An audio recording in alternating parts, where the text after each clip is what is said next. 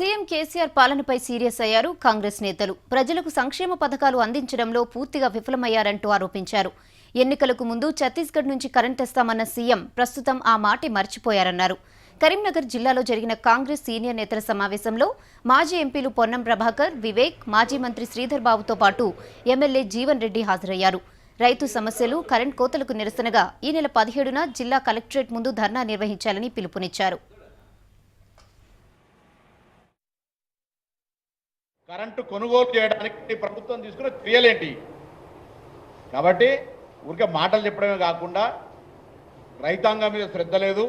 బోనాల పండుగ, బతుకమ్మ పండుగ, ఈ మహల్ ఆ మహల్, సింగపూర్ అన్నీ అయిపోతే లండన్, करीमनगर, वृंदावन गार्डन, अब लोग लंदन, न्यूयॉर्क 2 जगह एक ही बन गए.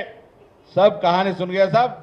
ఈ జిల్లాల 50 మంది రైతులు చనిపోయిన తర్వాత కాంగ్రెస్ పార్టీ మౌనంగా ఉంటే పొరపాటని జిల్లా నాయకత్వం అంతా ఏకతాటి మీదకి వచ్చి రైతుల పక్షాన నిల్చొని, ప్రజల పక్షాన నిల్చొని, ఎల్లుండే సమయం కూడా ఇవ్వకుండా అందరినీ రైతులను, ఎవరైతే రైతు బిడ్డలకు సంబంధం ఉండి సపోర్ట్ చేసే ప్రతి వ్యక్తి రాజకీయాలకు అతీతంగా కలెక్టరేట్ ముందర వచ్చి ధర్నా ద్వారా ఈ ప్రభుత్వం కళ్ళు తెరిపేయాలని. ఇలాంటి విద్యుత్తుకు సంబంధించిన సమస్యలు గత ప్రభుత్వంలో ఏర్పడ్డప్పుడు వెనువెంటనే స్పందించి కేంద్ర ప్రభుత్వ సహకారం తీసుకొని వీలున్నంత వరకు ఎక్కడా కూడా పంట నష్టం కాకుండా చూసే కార్యక్రమం చేయటం జరిగింది. గత 10 సంవత్సరాలుగా కేంద్ర ప్రభుత్వం సహకారం తీసుకోనో లేకుండా ఓపెన్ మార్కెట్లో విద్యుత్ కొనుగోలు చేసో రైతుకు అండగా నిలబడ్డది మా కాంగ్రెస్ ప్రభుత్వం. రైతులను కోటేశ్వరుడు చేస్తాడు కేసీఆర్ గారు. ఇప్పుడు 3 గంటల కరెంట్ ఇచ్చిన తర్వాత జీవన్ రెడ్డి గారు, మృత్యుంజయ్ గారు చెప్పినట్టు పంటలన్నీ కూడా ఆరిపోతున్నాయి. 50 మంది ఆల్రెడీ రైతులు ఆత్మహత్య చేసుకున్నారు. ఎలక్షన్ ముందు, ఓట్ల కన్నా ముందు ఆయన చెప్పినాడు 2.5 నెలల్లోనే నేను ఛత్తీస్గఢ్ నుంచి 4 పోల్లు వేసి మీకు కరెంట్ ఇస్తానని చెప్పినాడు.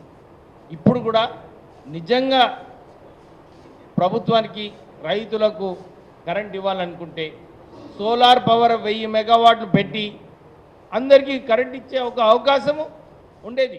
రైతాంగం యొక్క ఈ దీన పరిస్థితికి రాష్ట్ర ప్రభుత్వము కేసీఆర్ గారే బాధ్యత వహించాలి. ఇవాళ ఒక విధంగా ప్రకృతి సహకరించకుంటే అది డిఫరెంట్. అది కానీ విద్యుత్ సరఫరా అనేది ఇది రాష్ట్ర ప్రభుత్వ బాధ్యత. అత్యధికంగా విద్యుత్ వినియోగం ఉండడంతో రాష్ట్ర పునర్విభజన చట్టంలో కూడా తెలంగాణ ప్రాంతానికి 54% విద్యుత్తును కేటాయింపు చేయడం జరిగింది. వీళ్ళు తెలంగాణ ప్రాంతానికి కేటాయింపు చేయబడ్డటువంటి ఒక 54% విద్యుత్తును పొందలేకున్నట్టయితే అది కేసీఆర్ అసమర్థత అని చెప్పక తప్పదంటూ నేను